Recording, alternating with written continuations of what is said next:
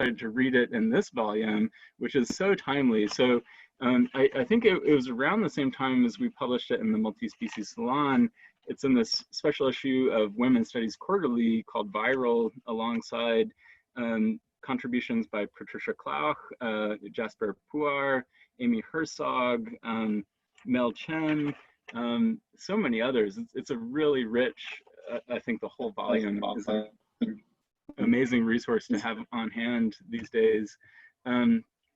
So yeah, I have a lot of other things to sort of say about your piece, but maybe just opening it up with this anxiety. You talk about kind of the anxiety that proliferated around your artwork. You generated these anxiety-producing zones of contagion, and talk about how they're potential sites of intimacy, alliance, and reciprocity.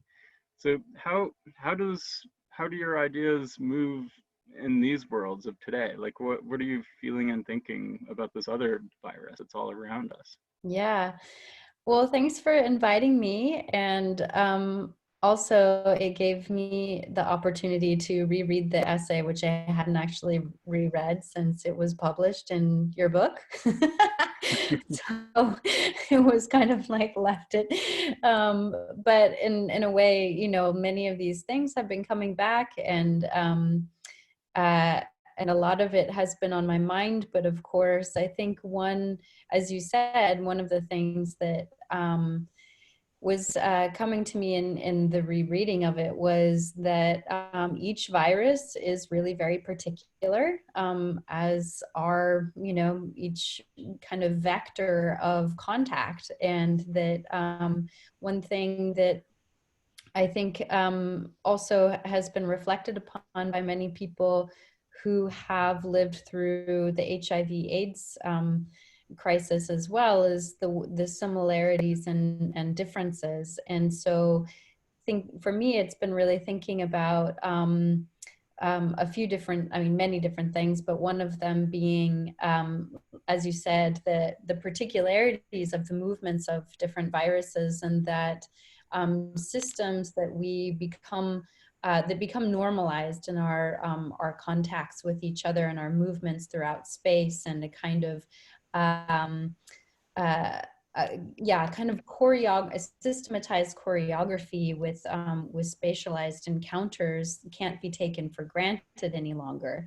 And so we really have to bring a full attentiveness to it and a full embodied knowledge of each particular encounter towards our encounters with different species and with each other, and with viruses.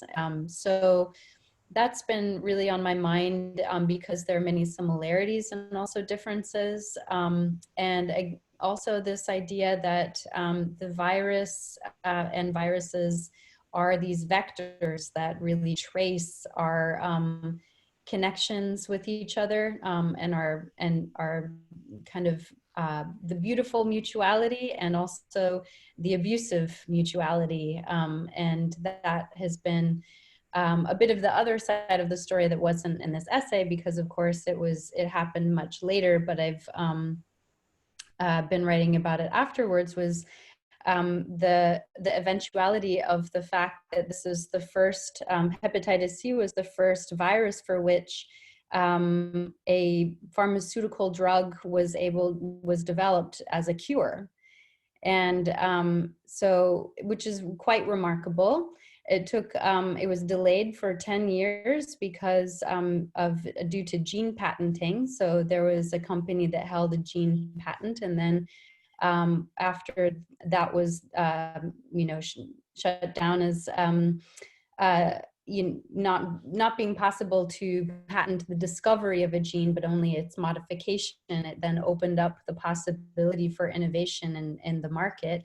And very quickly after that, the drugs were developed and put on the market for to cure hepatitis C, which doesn't give any kind of immunity. It just completely eliminates the virus itself from the bloodstream.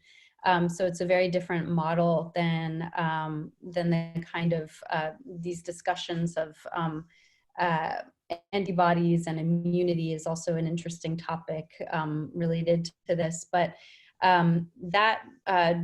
that kind of vector into the system of international pharmaceutical development has been deeply on my mind because the company that bought the small pharmaceutical company that developed the direct-acting antiviral that cures hepatitis C and cured me, Gilead Pharmaceuticals, is at the forefront of developments for I'm not going to be able to pronounce the name, remdesivir.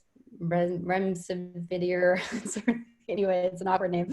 Another direct-acting antiviral to cure COVID-19. And this happened a few weeks ago where Trump granted a monopoly to Gilead Pharmaceuticals in the development of this drug. And Gilead with hepatitis C had placed a benchmark for the pricing of this drug at in 2013 at $120,000 per treatment. And even though it costs $100 to manufacture, and most of the funding for the R&D was paid for by taxpayers, and there are 70 million people in the world who have hepatitis C, and about 400,000 people die of hepatitis C every year.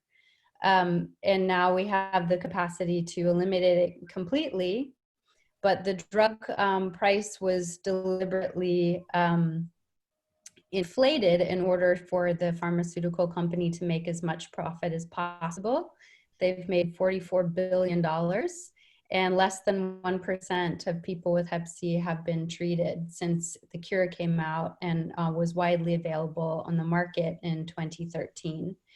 So on my mind in particular is also the vector of how viruses in this language of the social body, the normalization of death, who dies, who gets treated, and how they work into the system of profitability in public health is very much on my mind, with these actors who there are no policies in place, international or national policies in place to change that relationship that we have with the public health system and with the circulation of viruses. So anyway, that's just a start, but I'd love also to hear from you guys about the things that resonated with you or that you saw were also very different, because it is a different situation.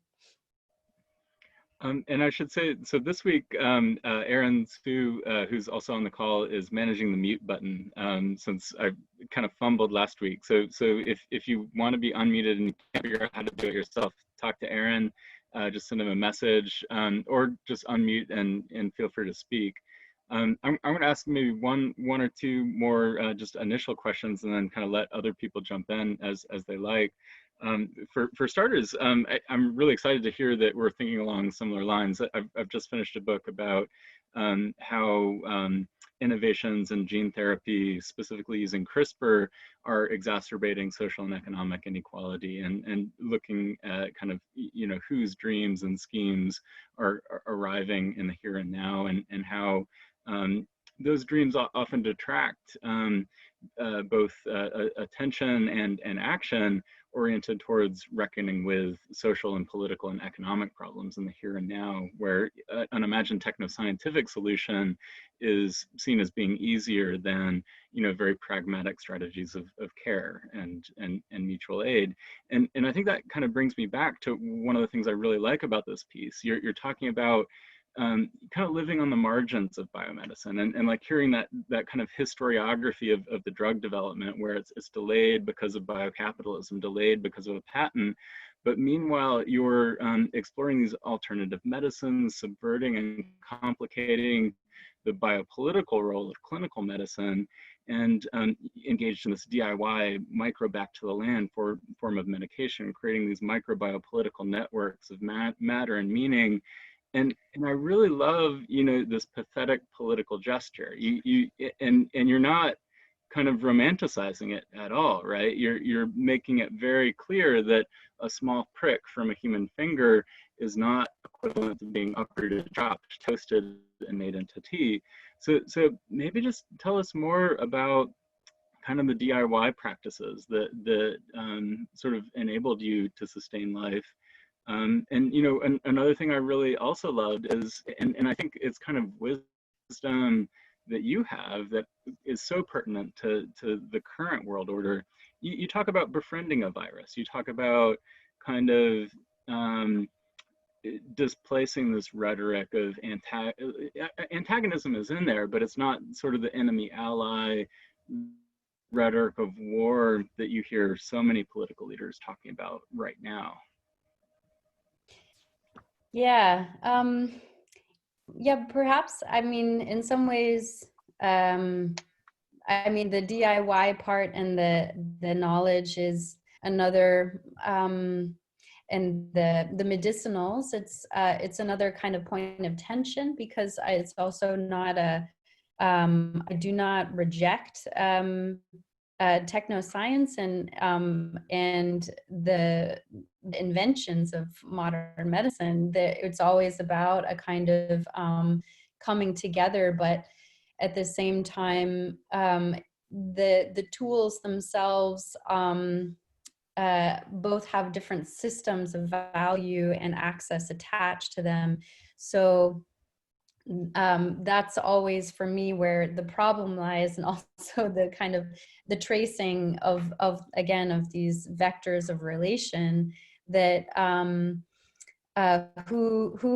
what can you access in the absence of proper medical care and proper tools and strategies for survival within it.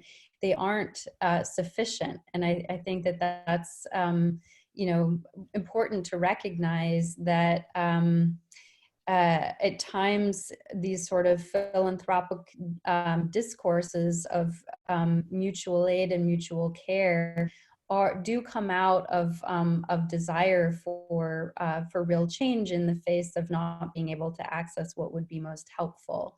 So recognizing the failure and the position that people are put in sometimes without the access to what they really need, it's both a recognition of that weediness, the kind of the kind of dandelion that will grow in the cracks of the sidewalk, but at the same time, it's not a substitute for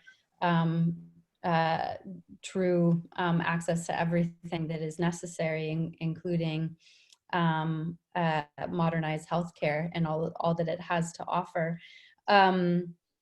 And the other part of your question, remind me again, the second part I was thinking. I think I threw a lot of things all at once. So yeah. Let's see. Well, I mean, a lot of the rhetoric now is about warfare, right? So yes. It's everyone from Donald Trump declaring himself the wartime president. I mean, I think you see a lot of different political leaders all over the world, and you staged this performance where you tried to befriend a virus, and how can you teach us how to so I don't think COVID's going to disappear anytime soon. No. So teach us how to live, so we're kind of in that anxious muddle, right? We're in the space which you identify as one of potent political action.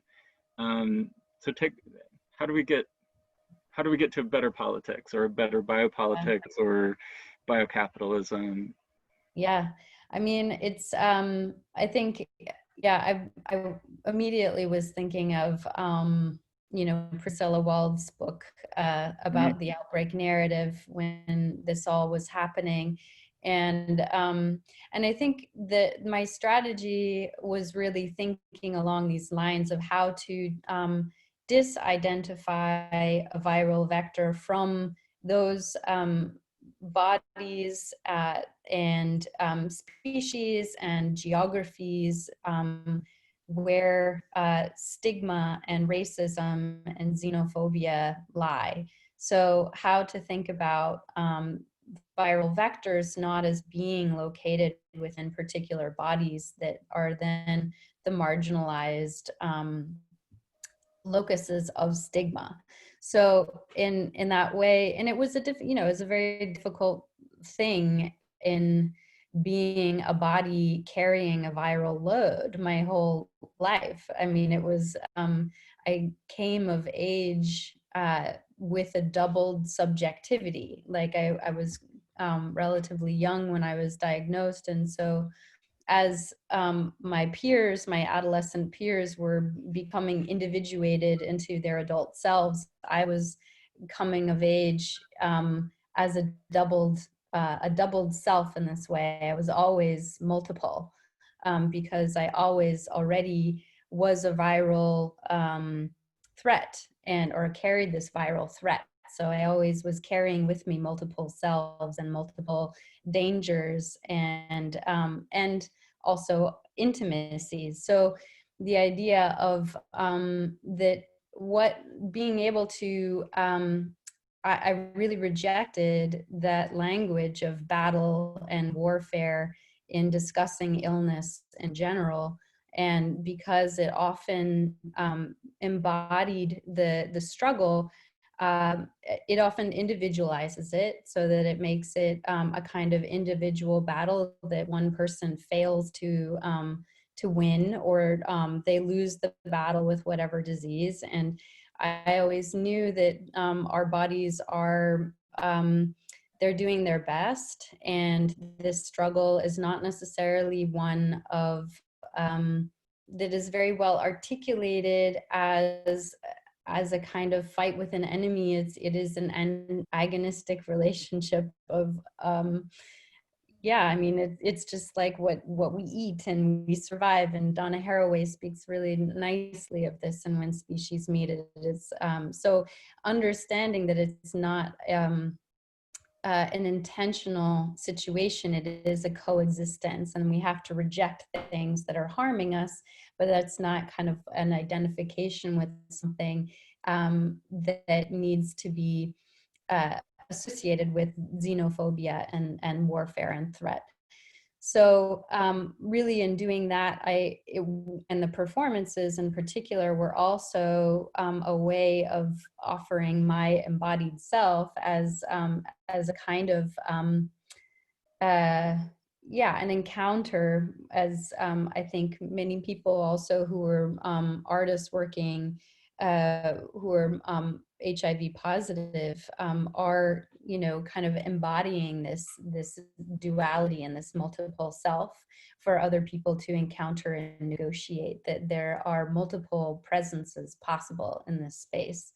So it isn't going to go away, and so it is about renegotiating these our social choreographies with each other and our tolerable limits of risk, and retracing what is acceptable levels of risk and anxiety, I think. But at the same time, again, I have this worry that these are all, and why it's important to really bring them to the fore now, is that they will be carved along these lines of xenophobia and racialized capitalism, because those people who cannot afford to do all the things that are necessary for survival in this case are going to be the ones who will be most burdened with being the vectors. And it's a very vulnerable position to be the vector. So there's a bunch of questions that are starting to stack up in the group chat. So Emma's asking about convalescent serum transfusion. Have you had any requests as a DIY phlebotomist? Michele is interested in nourishing vegetal empathy, as well as Elizabeth. Do you all want to ask those questions kind of in your own words? Yeah, it'd be really nice to just hear. Yeah. Emma, Michele, or Elizabeth? Sure.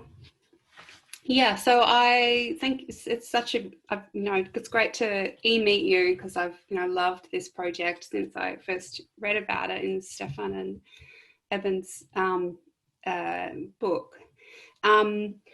Yeah, so I wondered, talking about the profiteering that's going on, and then the tussle about who has the right to make the vaccine, and all of this just, shocking but very predictable palaver. I just, wondered about this idea of convalescent serum transfusion. I know there's been some kind of DIY action on Twitter trying to match up people who have had the coronavirus, to those, and who can nourish others with antibodies. So yeah, and that just seemed to have some echo of what you were doing, and the idea of donation. I mean, because you're taking blood from yourself, it's a kind of transgressive practice, more associated with drug use. But I just kind of wondered about those set of ideas and how they resonated with you. But also, while you were talking, like the idea that I've been really struck by the advice that we should all act as if we have the virus, act as if we are viral subjects. And I just wondered if that second idea also resonated with you, and whether that is like some kind of more positive kind of COVID sociality. Yeah, thanks for the question and ideas. And I felt for sure when this all began to come about that I was just so familiar with how to already assume that I was infected and that I would be infected. I think I started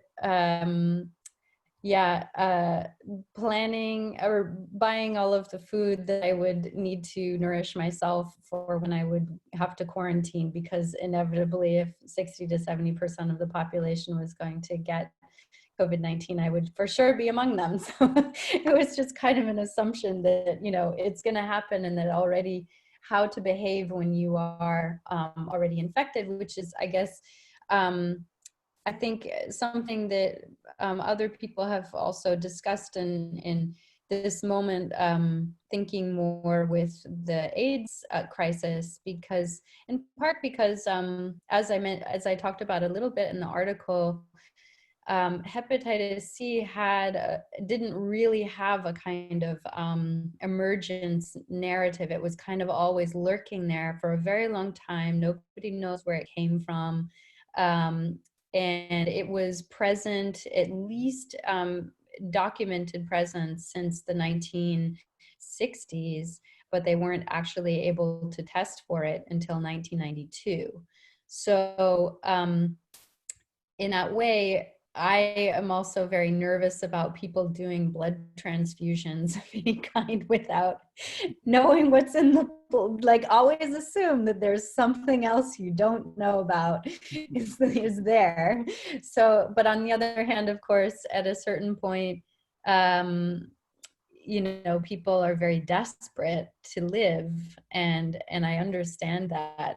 But there's also been discussion with the AIDS crisis that people were so desperate for experimental treatments at the time that they really ended up taking very dangerous substances. So I think it's also a moment to kind of measure the panic. And so that was another thing about living, for me anyway, thinking about all the knowledge that I had come to acquire and then was trying to transmit in these performances and these different artworks, was how do we bring an attentiveness to what we know and what we can know, and what are the acceptable levels of risk that we're willing to take. So always taking the response, not out of fear, but out of really tracing what we do and do not know. And of course, in this situation, it's been changing all the time.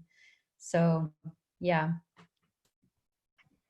Michele or Elizabeth, do you want to jump in on vegetal empathy? Yeah, I really thought that, I really enjoyed reading the piece, and just in terms of, in the midst of that anxiety, so that anxiety is kind of mobilizing something, and it was sort of mobilizing this vegetal empathy, which I really liked. But I also thought about, how you brought up the whole idea of becoming with that Haraway talks about, and how you complicate that in terms of that. I don't know, I was trying to think through that, and maybe somebody can help me with that, thinking of sympoesis, and also I think there was this focus on symbiopolitics. So yeah, it was just making me think some more deeply. But I think I'll ask Elizabeth to actually, because I think she raises an important point to elaborate. Yeah. Oh, well, it's a bit tangential, I think, but I just wanted to respond to your message there.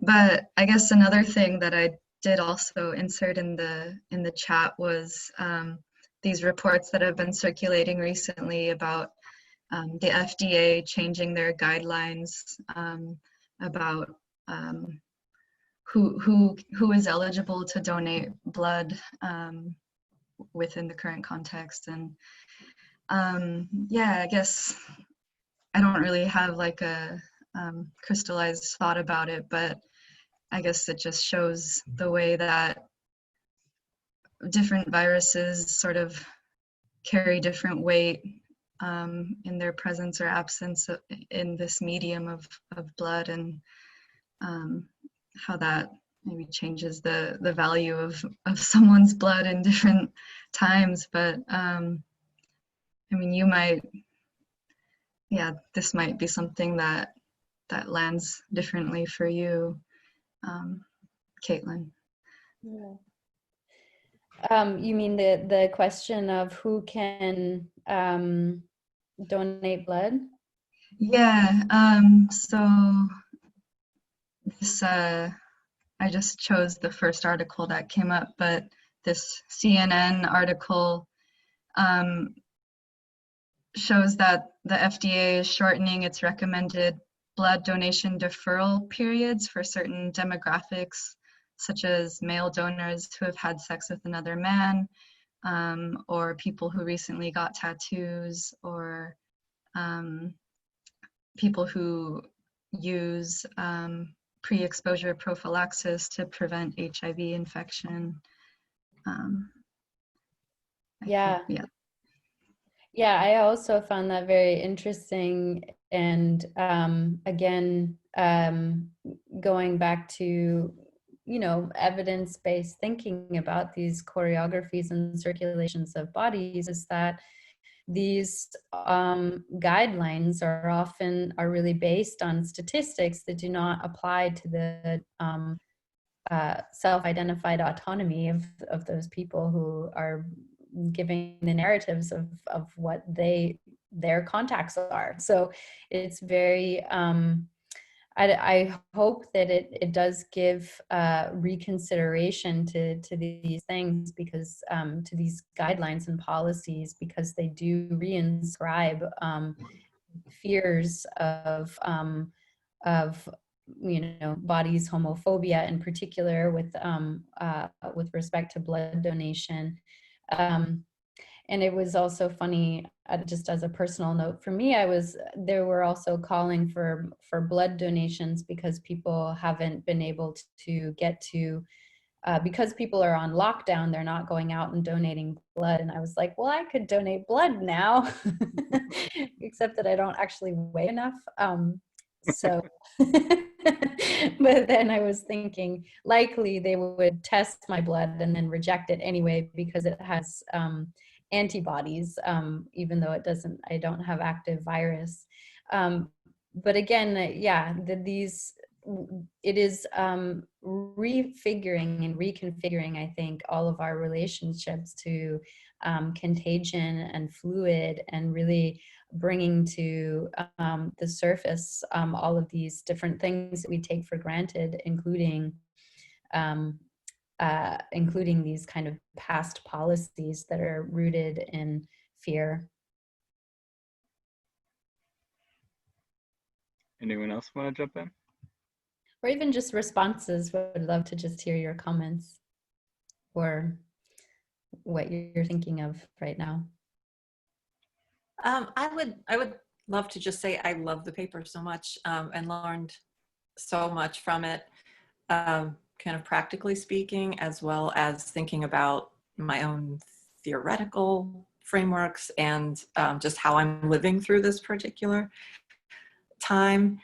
And one of the things I'm really curious about your insights on having had access to the Hep C drug, is kind of the tension that I think a lot of us are feeling over some sort of privilege in this situation, right? I work from home and am somebody who's sequestered by nature, right? So in terms of my personality and my work, I have a level of protection. And there's the feelings of like concern for other people, right? And also these self-care issues of care for myself, being care for other people, and the mask discourses about I wear the mask for you, not for myself. Just kind of all of those self-care and other care, and something that's going to approach survivor guilt, I think, like a mass cultural survivor guilt by the time we get through this because of the communities that are so impacted. So I don't know if you have any insights on that, but that's part of what I think is the productive anxiety, right? And I love what you're saying about that space of anxiety being productive because it's not cathartic, right? And we cannot remove that. And I think that's so important. And I want us culturally to deal with that. I don't know how that's going to happen politically or culturally, but such an important insight. Yeah, thank you. Yeah, I mean, I feel that burden also still. I mean, I guess I felt the burden for a long time, in that it's not that it was easy for me to get the cure. Actually, I was ineligible in the United States and had to I was very desperate and even proposed to marry my friend from South Africa to get whatever. There were lots of different marriage proposals that I had made to my friends in Canada and South Africa, and discussions of smuggling it through Lebanon via Egypt, and so on and so forth. But I did manage to get in a 14-day visa loophole on the public health system in Germany. So it was very unlikely that I was actually able to get it. And then it was really just marvelous to me that this drug that was worth, it was €1,000 per pill, which I took every day. I paid €20 for it. And so I have been trying since then to also do what small part I can to try to voice concern about the fact that there is no policy, there are no policies that prevent companies from doing pricing things at whatever they like to. There are no transparency regulations of any kind. So for me in this moment, I've really been trying to organize with others to try to create policy, at least in the United States, where I have political agency, and the drug companies that are developing treatments and the vaccine are located to make sure that the vaccine and the treatments are free at the point of delivery and also affordable to the governments that are purchasing them and the insurance companies that are purchasing them. Because as of now, all treatments are negotiated individually, usually insurance company by insurance company. And the only nation states that have the power to negotiate en masse are those that have nationalized health systems. So, and I'm not an expert in this. I only know these things from living through them, so I'm not a public health expert. But and the other part of that, of course, which I think is really painful in this moment, is that prisons are a place for transmission of viruses, and so that is why 8 to 9% of African American men and Latino men are infected with HCV, which is as opposed to 2% of the white population in the United States. And that's because of prison. That is because of incarceration. That's not because of higher drug use.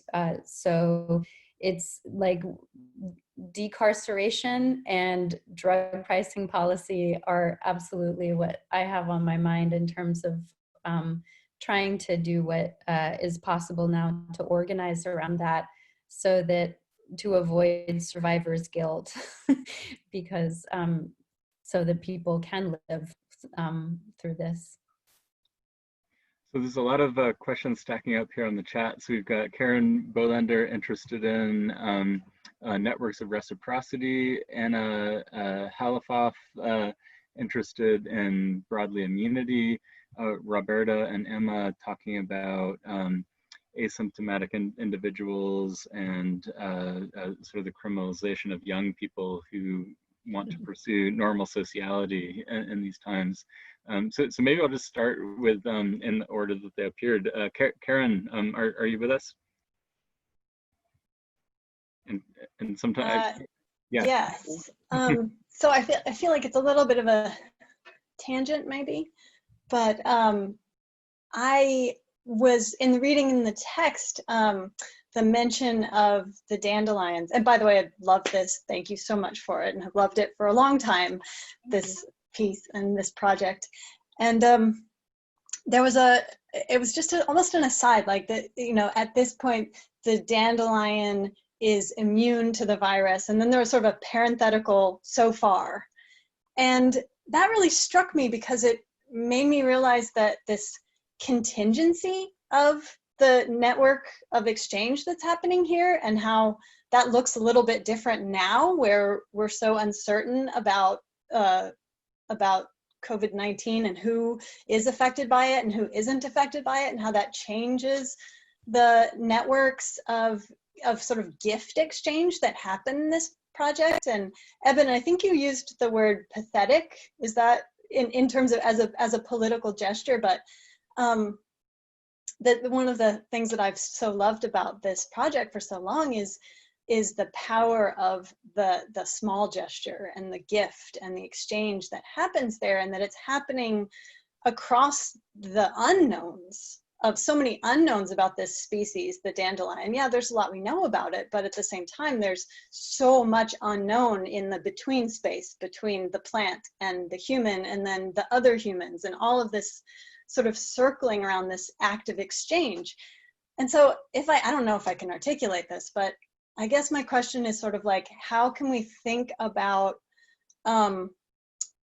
all of the species coming together in a sociality around COVID-19, around the pandemic, and where can we find more places to make these kind of exchanges that are safe and meaningful and full of this power of the gift, versus all of the ugliness that we're seeing in all of these other ways. And yeah, so I think that's as far as I can take it at this point, but that's just sort of my question. How can we build more of those across species in the uncertainty of it?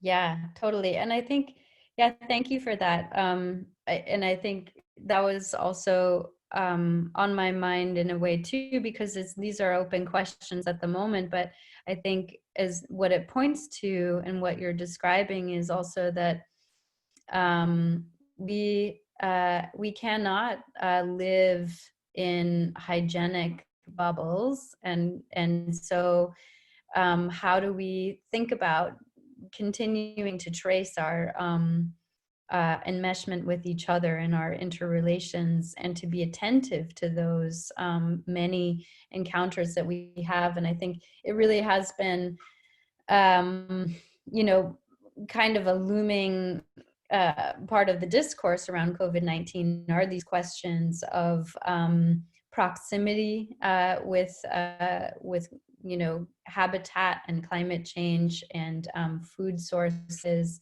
that are happening that potentially precipitated the pandemic, and also our interconnectedness through global patterns of migration and travel on a daily basis, and that those networks are things that we cherish and should value, and to look attentively at them and really not be able to draw these kind of hygienic boundaries around them, but really to renegotiate kind of complicated choreographies that are based on our attentiveness. Yeah. Anna, do you want to jump in? Sure. I've also been drinking dandelion tea as my for the whole last month. So the paper, yeah, touched me in that way as well. So thank you, Caitlin. Yeah, there was so much in your paper actually that I could talk about forever. But just in light of what someone just said, also I was listening to a DM25 podcast last night with Brian Eno, and he was talking about the importance of the artist in giving us alternate realities, like through imagination, the artist actually gets us to imagine things in different ways. So as a sociologist of religion, I think what I was particularly interested in your paper is the way that you as an artist were getting people, it's like what Eben said before, rather than see the virus as a threat or as an enemy, you know, to get someone to reimagine it as something to live with or to become with. And then I guess in terms of right now, like putting some sort of Buddhist social theory on it, like I'm interested in this whole notion of these shifts from like aversion to acceptance, and possibly now even, you know, moving into attachment, where people want the immunity, you know, they want the antibodies, but then also the twists and the complexity, as you've so eloquently been saying in the article and today, that, you know, while there's desire towards it, there's also the flip side of the kind of prejudices and the shifting prejudices with this virus and other viruses from, you know, towards different groups at different times, depending on how that narrative is going.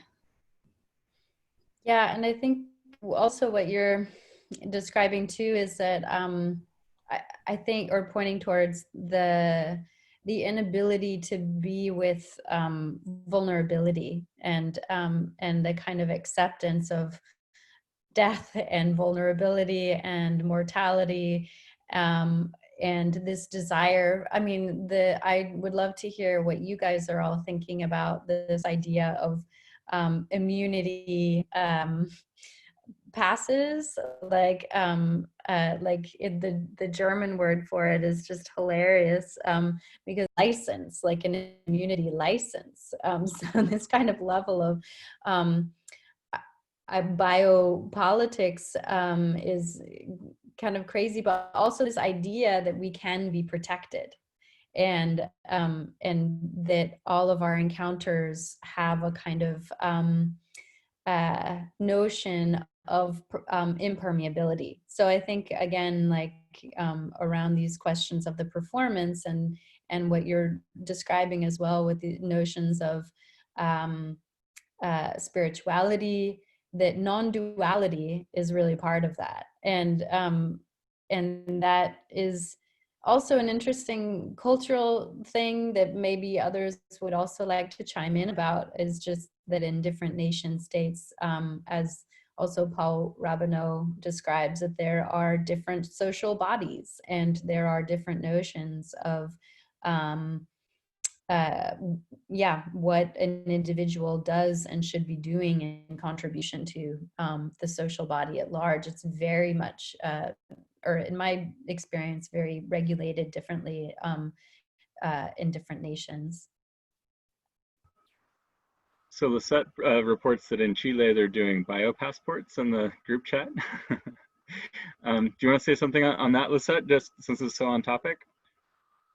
Sorry for coming in late and for being so weird on the screen, but I had to experiment with Caitlin talking about weeds. I know, I like it. Well, I have to say, let me just start by saying, Caitlin, I read this essay the first time in Lucian O'Connor's class, and the class was called Worldly Posthumanisms. And I got to work through it with a group of undergraduates who were blown away by your article. And I think the first time I met you, I told you that this article really moved me. I think it's not only in terms of the way that you theorize, but also the way that you presented the work. And also as someone who, I was thinking about Eben and the types of artists that he likes. And it's so interesting to me because Eben, I know that in many of the, public events that you've organized, you've often been thinking through viruses, like from malaria.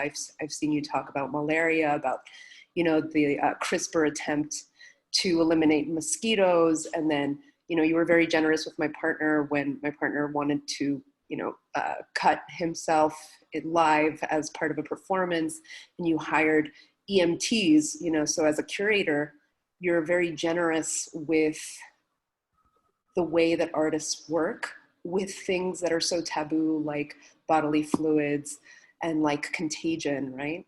So just kind of bringing that into the conversation. But in terms of Chile, yeah, I'm watching this move towards wanting to return to business as something that's concerning and yet at the same time kind of expected. So that's why I wanted to bring up the fact that Chile is on par with Germany and that they are doing the bio passports. So yeah, this is gonna come, right? And I think that Andrew Cuomo is also talking about that right now.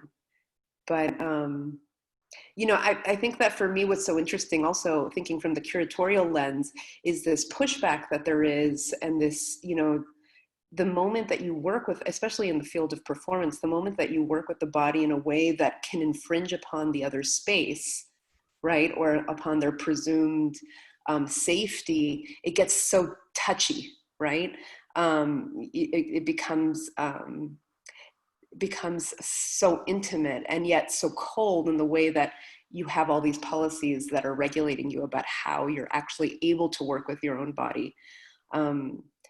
And I'm also thinking, Caitlin, with your work in relation to Ellie Irons and Prococo, and for example, the Next Epoch seed library, how those works, resonate so nicely with each other. This idea of archives that are presented to publics in ways that bring in an intimacy and a hope also for what can be done inside of the exhibition space. Anyway, that's just me freestyling, but very sorry to have missed the very beginning, but thank you for your work. Yeah, thank you. And thanks for those comments. So now the comments are really stacking up. So I'm going to propose we go an extra 15 minutes, and we'll have a discussion with Caitlin for another 10, and then there's some stuff I'd love to tease out with people from the scientific lit article. Actually, one thing to ask everybody before y'all leave. So Aaron took initiative to record this. We didn't. I wasn't planning on recording it. Somebody has requested it. Multiple people have actually requested it. So we could shred the recording. We could post it on YouTube. We could do, share it discreetly. Caitlin, do you have any initial thoughts on whether you want this recording to exist after this event? That's fine. Does anyone have objections to this recording going out on YouTube? All right, done. Okay, so I think you should tell everyone that it's 7:30 a.m. in Australia. So it is. Well, Caitlin, what time is it where you are? Midnight in. Yeah. It's almost 12:30 a.m. You are so impressively articulate. I was beginning to like, yeah, fade out a little bit, but. Okay, Yeah. it's hard to prioritize these questions because there's so many good ones. So Stefan has one about kind of the visual culture of COVID. Stefan, do you wanna ask that? Oh, I could just read from what I just wrote. Yeah, I mean, just got wonky, my signal. Hi, Caitlin. It's really good to see you. Okay, great. I don't know. I guess I was thinking, rereading your piece about the way that you know, you use the figure of the life cycle, and so much of it is about the cyclicity and circularity of ritual exchange. And so much of the visual culture that we're seeing about COVID is about amplification and exponential growth and surge, right? Mm-hmm. Which is not about a kind of cycle of return. It's the cycle of something spinning out of control. Mm-hmm. And that just made me wonder, you know, back to what you were doing. The question is pretty simple. What are some ideas that you've thought about with respect to the kind of visual culture that you see emerging? And how do you think about, as a performer and artist, possible ways of hijacking that or amplifying that or disrupting that? Yeah, great question. Thanks.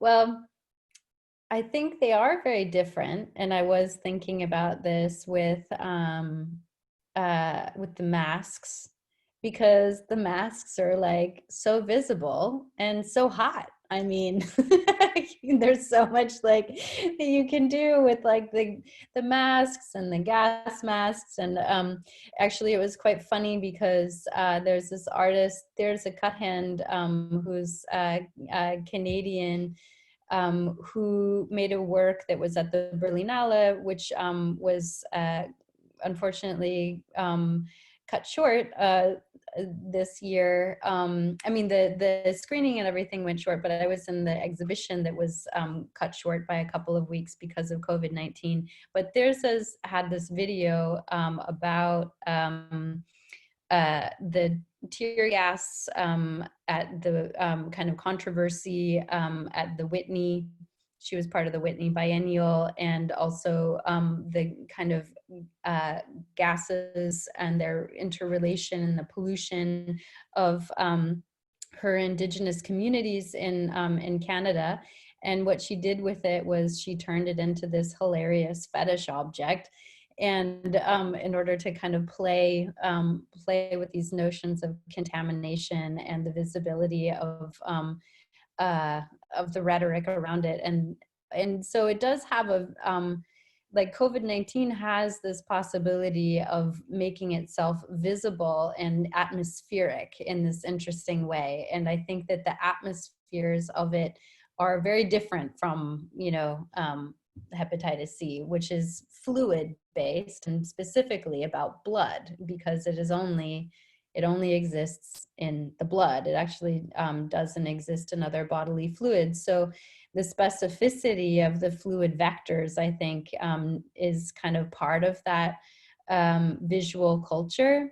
And I liked also your idea about because the waves, the pandemic waves, because for sure that is also something that is maybe another rhythm or another kind of space for this, which has been very present, especially with my friends and colleagues, some of whom, one close friend who is from Tehran was really like feeding me information and like all kinds of things that were not happening yet in Europe, while I was like feeding all of this stuff to the United States, being like, wait for this, you know, like these waves of transition. So I do think that the visual culture parts of it are both more difficult in that the way that the atmospherization of it is present, but with the masks is kind of interesting. But it does, again, I think, come to this notion that really we don't visualize these kinds of choreographed material fluid transfers and have to relate to them in very different choreographies and affective relations. And so a lot of the performances that I did were about what is, how can we then in an affective mode, experience these traces that are not visual, because they can't be visualized actually. So yeah.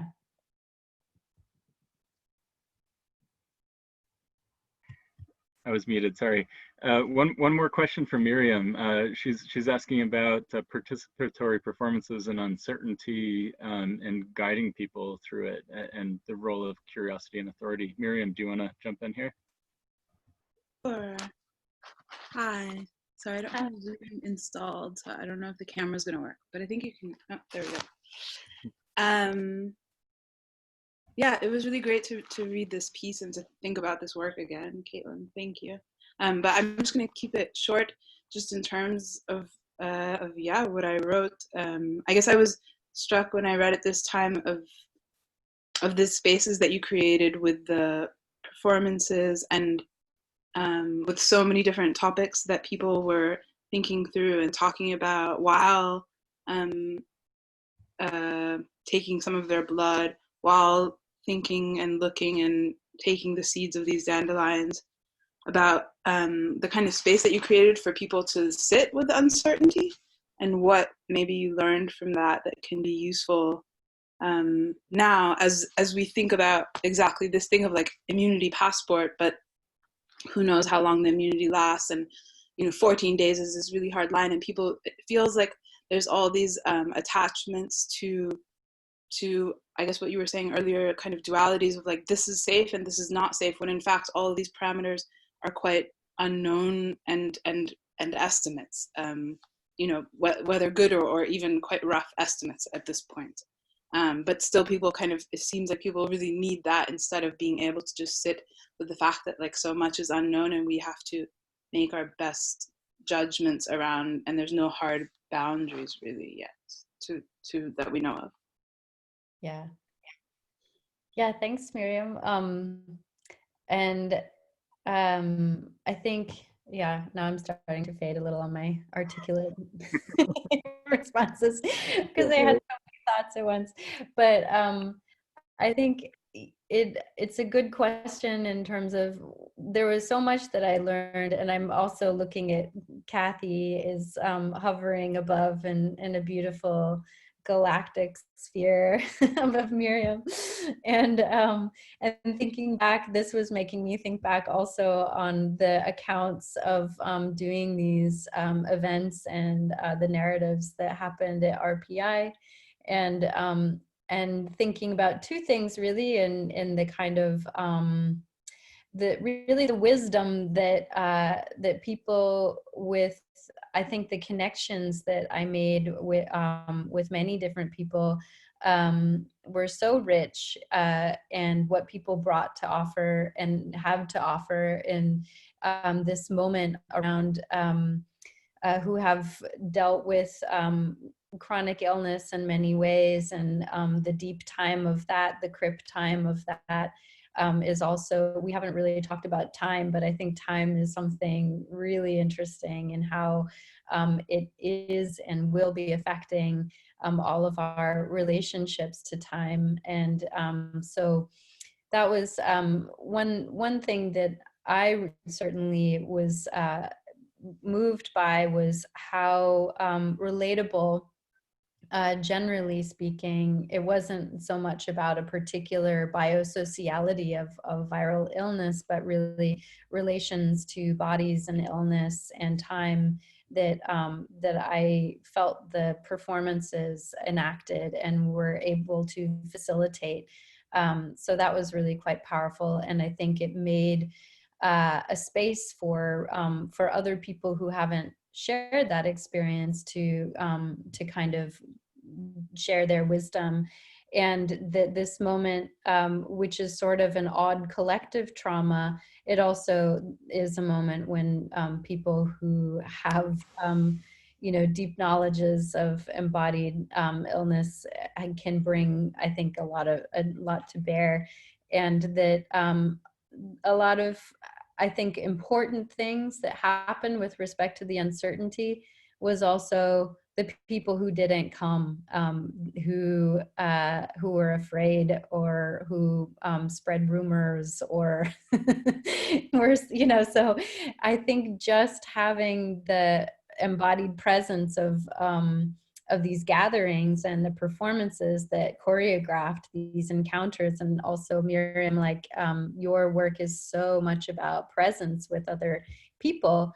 There are also people who will be looking from the outside and considering the non-participation. So I think also that encounter with oneself about whether or not to be part of that kind of circulation, it allows a kind of variety of responses that that also is really important to acknowledge.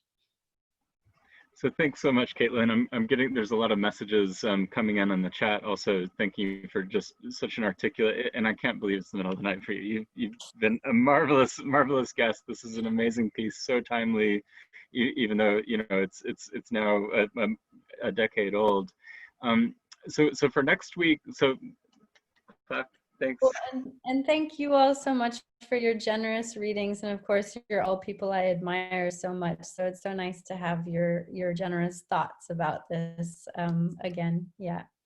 And so for next week, Stefan has agreed to pull Trees and Seas out of the archives to think with us about COVID genealogies, and we've also got a piece